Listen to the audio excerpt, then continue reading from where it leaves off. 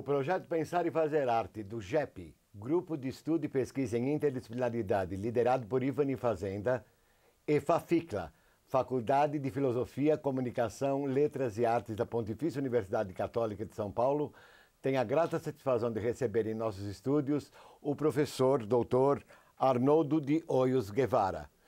Arnoldo é professor da Faculdade de Administração.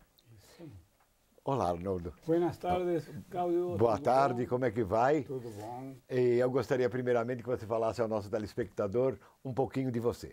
Sim. Sou mexicano, como vocês puderam ver desde quando começamos a conversar aqui com Cláudio, mas estou aqui no Brasil faz 30 anos, na verdade.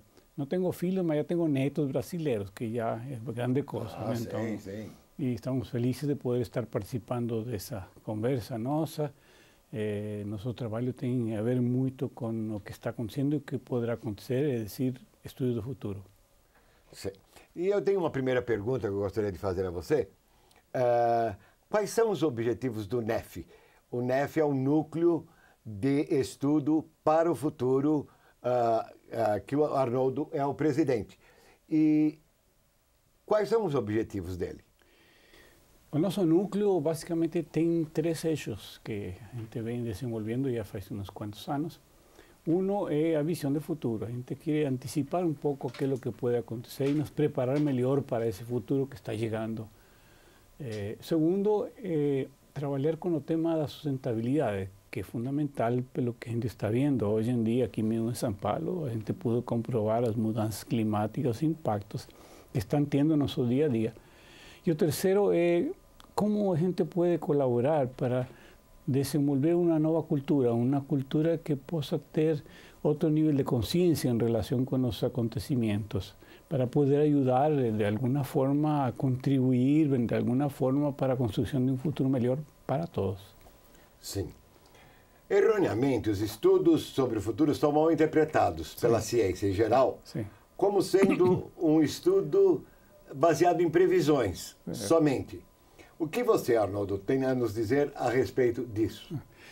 É verdade. Se a gente pensa um pouco, desde a antiguidade, milhares de anos atrás, existiam os chamados profetas, né, que profetizavam. Né? Profetizavam, quando a gente pensa profetizar, então estão pensando no futuro. Não, profetizar é professar alguma coisa, tentar colocar algumas ideias que podem ser importantes para a nossa cultura, a nossa civilização.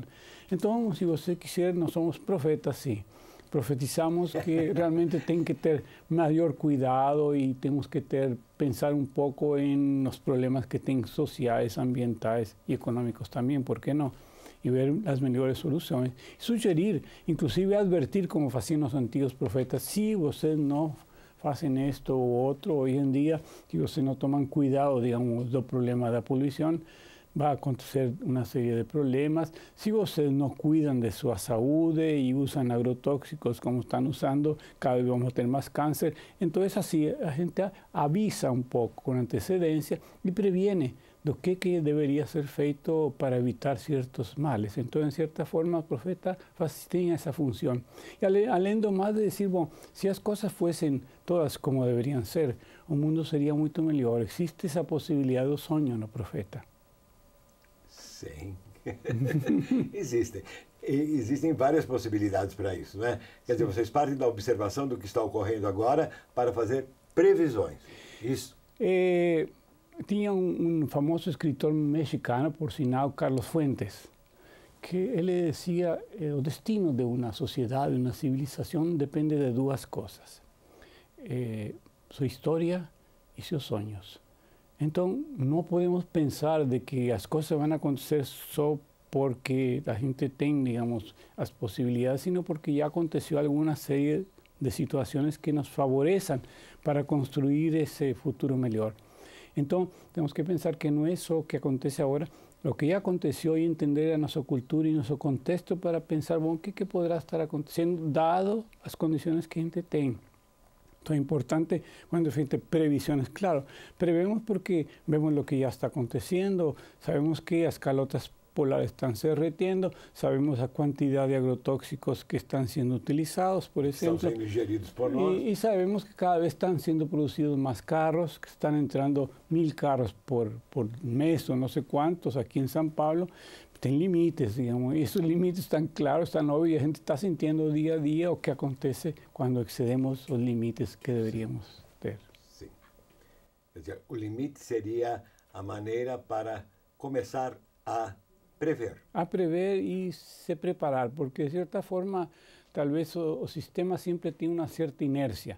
Entonces, si la gente sabe que tiene una cierta inercia, entonces, ¿cómo crear resiliencia? O sea, ¿cómo crear un potencial para nos defender y poder superar, digamos, o por lo menos sobrevivir a esa situación que vemos que de cierta forma va a acontecer más o más tarde en forma más intensa o menos intensa? Entonces, la gente tiene que crear mecanismos para nos defender. Por eso que existen, digamos, hoy en día estrategias para prevenir accidentes y también para saber cómo lidiar cuando acontezcan situaciones más complicadas. Eso es algo que San Pablo ha estado pensando, o otras ciudades también donde acontecen problemas cuando vienen aquellas lluvias, aquellas cosas de acá. Mas no solo aquí, o sea, si por ejemplo, lá no Japón, o que aconteció con aquel reactor nuclear de Fukushima, nos puede alertar para o qué a gente hacer con Angra aquí, cómo tomar las medidas. ¿Por qué que Alemania decidió cortar, digamos, todos esos proyectos que tenían de energía nuclear? Porque a mayor parte de la población, y eso es interesante, o sea, a medida que tomamos más conciencia a través de los propios medios de comunicación, la sociedad civil puede se enganchar y decir, no, no queremos energía nuclear, como hicieron en Alemania, mismo que sea importante, mismo que sea tal vez necesario, vamos a buscar cosas alternativas.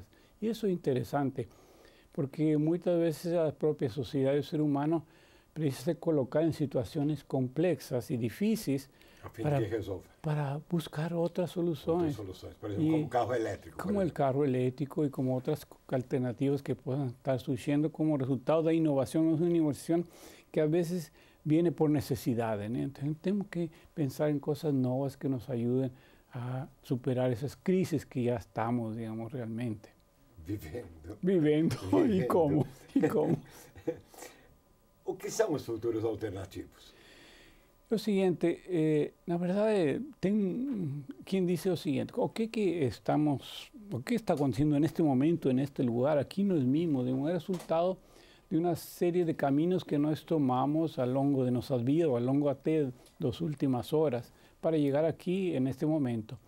Y a partir de aquí, de este momento, de este lugar, seguramente nuestro futuro se abre para muchas alternativas dependiendo de los caminos que la gente esté escogiendo o que la gente decida hacer minuto a minuto.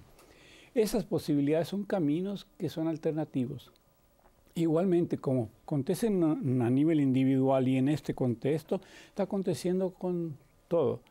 Entonces, ¿qué el gobierno decide hacer cuando tiene un incidente como Palocci? Son caminos alternativos. Vamos a continuar con Palocci, vamos a mudar de Palocci. Entonces, son posibilidades alternativas. ¿Qué va a acontecer con el futuro del mundo? Digamos, si en el próximo año, cuando acontece el Río +20, los países realmente decidan que ya están ahora, digamos, de tomar ciertas medidas para evitar que las cosas pioren en ese sentido. Y va a ser ruin para todos, porque hoy en día todo es global. Claro. Entonces, ¿qué va a acontecer? Entonces, son medidas que la gente puede ver si toman o no toman esas medidas, como fue lo que aconteció anteriormente en 92. Maravilloso, vieron grandes lideranzas, visionarios, mas no fue muy tomado lo que debería y lo que estaba en aquella época. Hoy en día, el pessoal está más consciente, mas al mismo tiempo los intereses son tan fuertes que no permiten que se tomen medidas que tal vez nos ayuden a escoger un futuro alternativo mejor. Otro va a ser alternativo, digamos, nada alternativo, va a ser continuar como vamos, y continuar como vamos no vamos a ningún lugar. Y o puede ser hasta peor, porque hoy en día gente ve a China está entrando con todo, como aconteció naturalmente en otros países ya desenvolvidos, no también tenemos derecho. Puede ser eso, que hoy en día exigencia de ciertos derechos está trayendo implicaciones mayores porque el mundo ya está más deteriorado. Lo que se llama pegada ecológica, o sea, cuánto que estamos gastando de nuestros recursos, entonces ni dinero en los bancos. Si usted está gastando más de lo que gana, sin duda usted va a entrar en falencia más cedo o más tarde. Eso que está aconteciendo con los planetas, hoy en día estamos usando 50% más de lo que gente tiene. Y entonces significa que en un momento dado vamos a entrar en falencia. Ahora, ¿quién que va a pagar la cuenta? Esa es mi pregunta. ¿Y dónde es que se va a buscar sustituirlos? Pues ahí que está. O sea, ¿qué caminos tenemos y qué posibilidades? Entonces son los caminos alternativos y la gente va a ver qué acontece. Depende de muchos factores, depende de grandes intereses que están por detrás también, sin duda. Y vamos a ver qué futuro nos ve. Nos pongo a ver, podemos hacer previsiones, podemos decir, bueno, existe, digamos, un futuro, digamos, una previsión que sea pesimista, un optimista y uno que no sea ni una cosa ni otra. Entonces son alternativas que pueden estarse creando y conforme eso, los caminos van a ser diferentes y los futuros van a ser diferentes y nos tenemos que estar preparados para todo. Sim. Quer dizer, você quer dizer, então, que os futuristas trabalham para criar novas imagens do futuro, explorando o possível, estudando o provável e avaliando o preferível. Isso aí. Não é? Isso aí. Eu lembro Octavio Gianni, que não sei se você chegou a conhecer, uma figura maravilhosa, uma reunião que aconteceu alguns anos atrás, lá no Unicamp.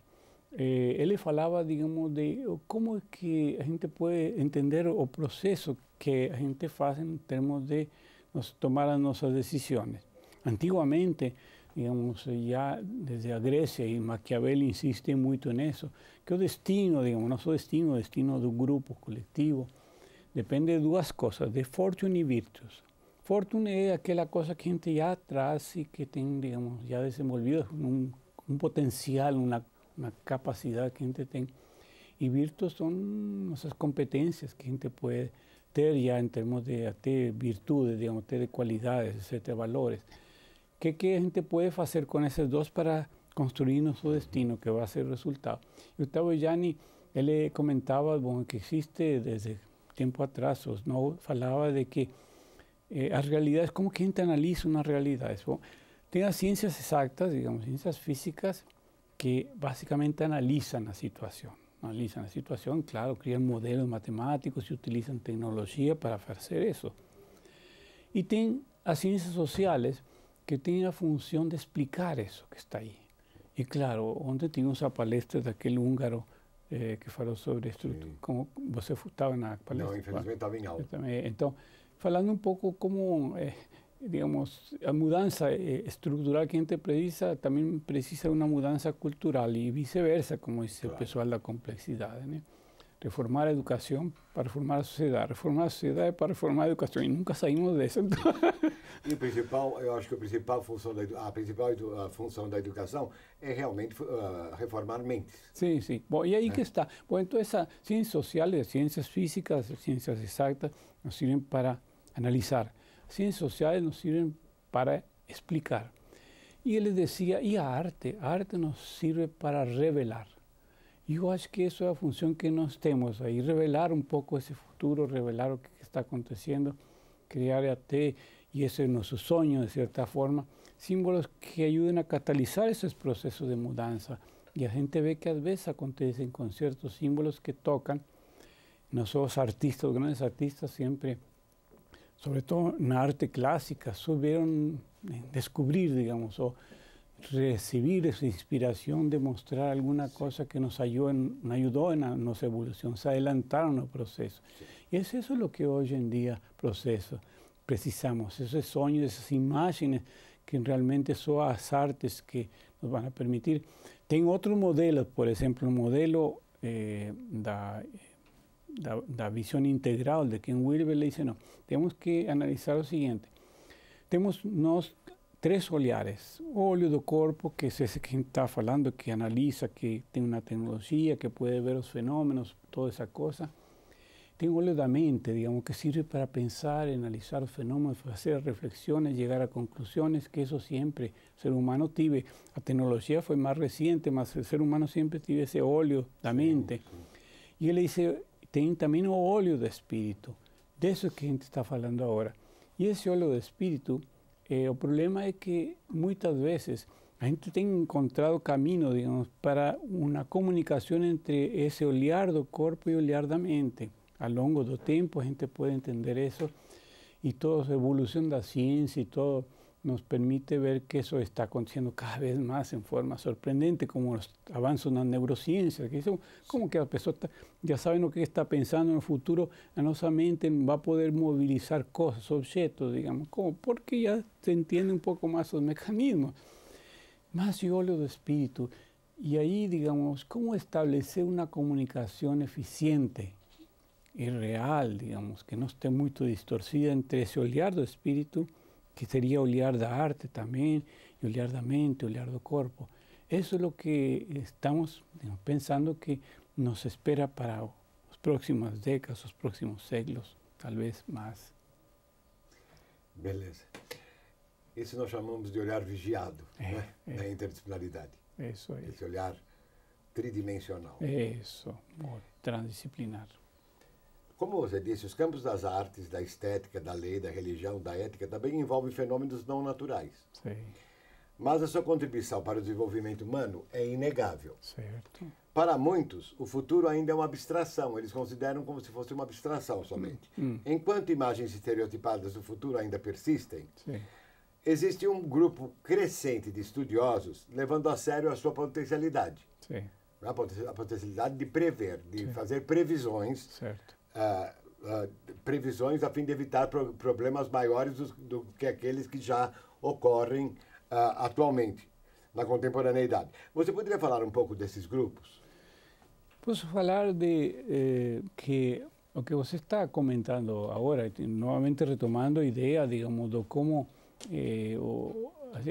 o que Carlos Fuentes falava, digamos, nosso destino depende, nosso futuro, digamos, de uma sociedade, de um grupo, depende tanto de nossa história quanto de nossos sonhos. Sim. Tiempo atrás a gente estava fazendo algumas pesquisas sobre a bolsa de valores.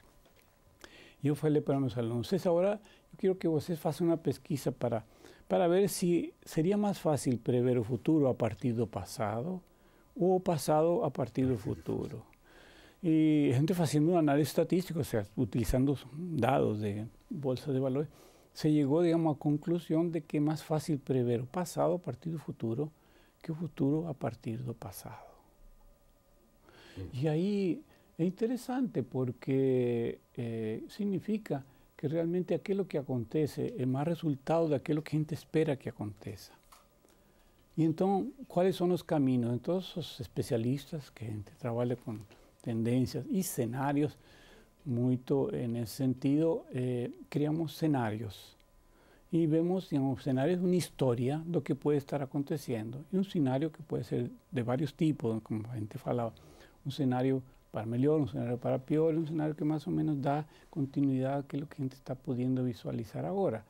Então, esses cenários são formas de explorar esse futuro, de explorar esse caminho, mas se você pensa, digamos, tem detalhes da nossa vida passada que a gente não lembra mais. Tem alguma visão, digamos, nesse sentido de que igual que nossa visão que alcança a enxergar a uma certa distância, entre mais longe, menos claro está, indudablemente, a não ser que a gente use aparelhos especiais. Mas aí também, digamos, a gente olha tanto para o futuro quanto ao passado. Eu posso dizer, de aqui, a umas quantas horas eu vou estar na estrada, hoje, antes eu estava, digamos, lá tomando um café, então, mas conforme a gente se vai afastando, fica mais vago, mais fuzzy, como se chama. Sim. Isso que a gente poderia estar pensando que está para frente ou que estive para trás.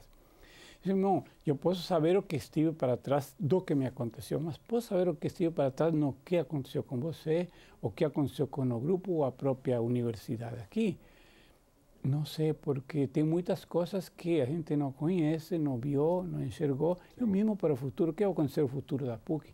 Tanto o futuro como o passado estão igualmente difusos nesse sentido. Então, não é isso de que vou explorar o futuro é mais difícil que pensar, não necessariamente. A gente pensa em um contexto maior, digamos.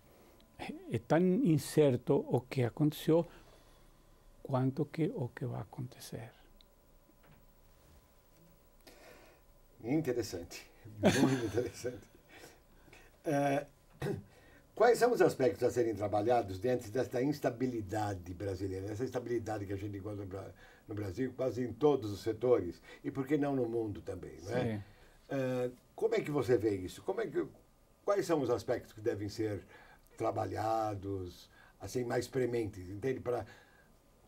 Vamos dizer assim, para uma sustentabilidade de vida adequada no futuro. Sim.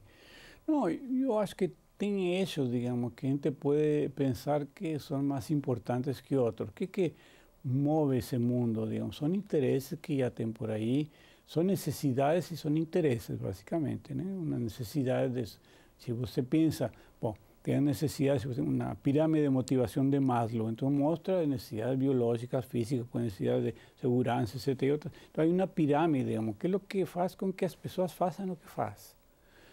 E muitos deles, digamos, eles fazem talvez de uma forma errada e sem um nível de consciência apropriado, né?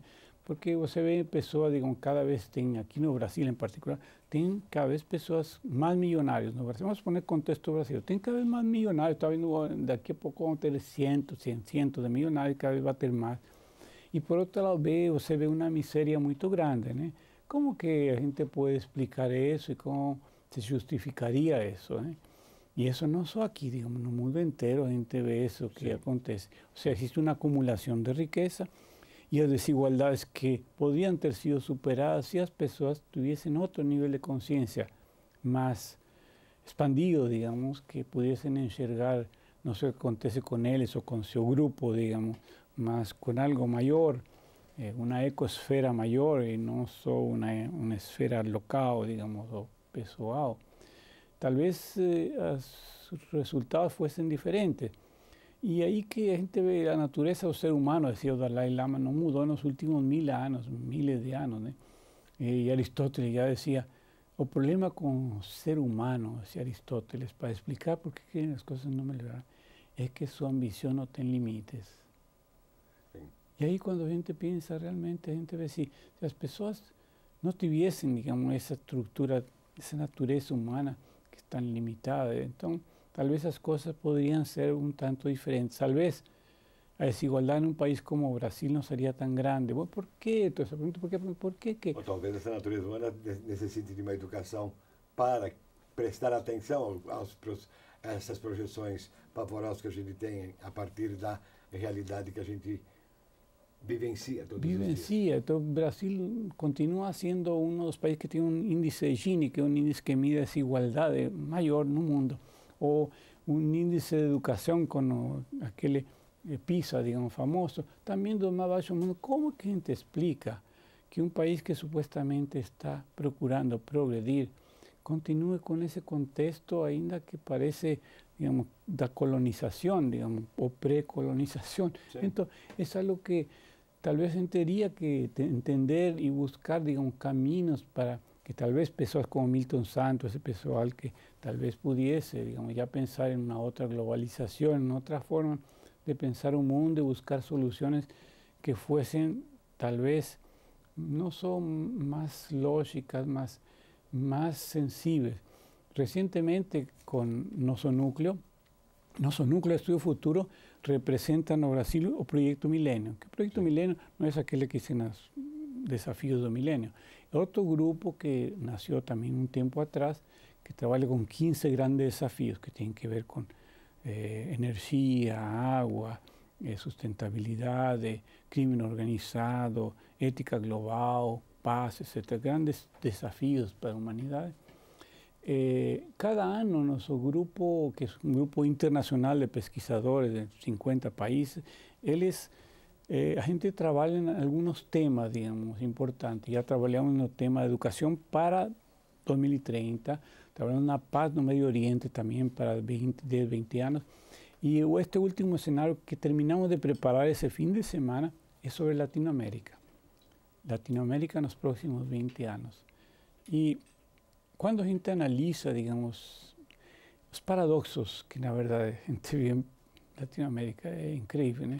Porque la gente ve, por un lado, grupos que han avanzado más después de pasar por situaciones un tanto difíciles, como fue el propio Chile. Yo moro en Chile, yo tengo una familia chilena, inclusive.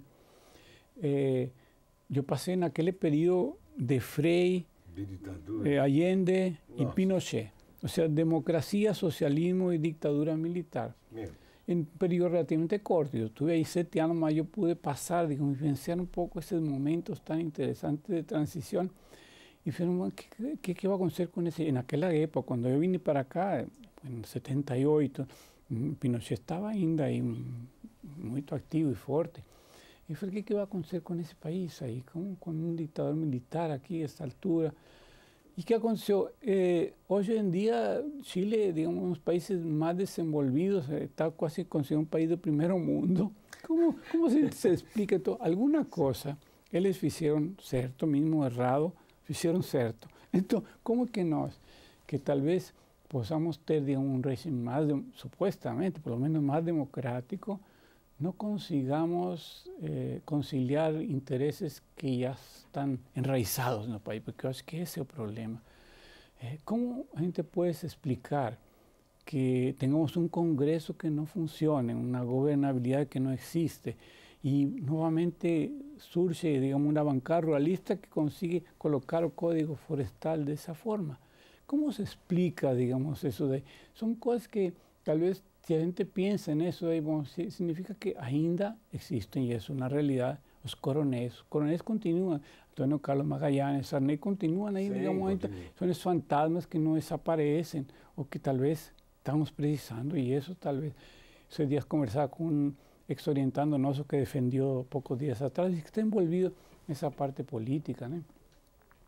Y yo preguntaba, la gente preguntó en la banca para él, escuta, como sé que está más próximo a los políticos, aquí en San Pablo, ¿no? San Pablo, los políticos de San Pablo, está envolvido con ellos. ¿Se acha que las cosas van a mejorar en Brasil? Y él tiene unos 28 años, ¿no? Joven, mas desde joven él era muy activo, con las asociaciones de estudiantes, él movilizaba a mucha gente. Y él le dice, y él es joven, la minha geração não. Muito obrigado. Nós gostaríamos de agradecer ao professor Arnoldo de Hoyos Guevara pela presença, e gostaríamos também de agradecer ao telespectador pelos inúmeros e-mails que nós estamos recebendo, agradecer muitíssimo pela audiência, e até a nossa próxima vez, se Deus quiser. Obrigado.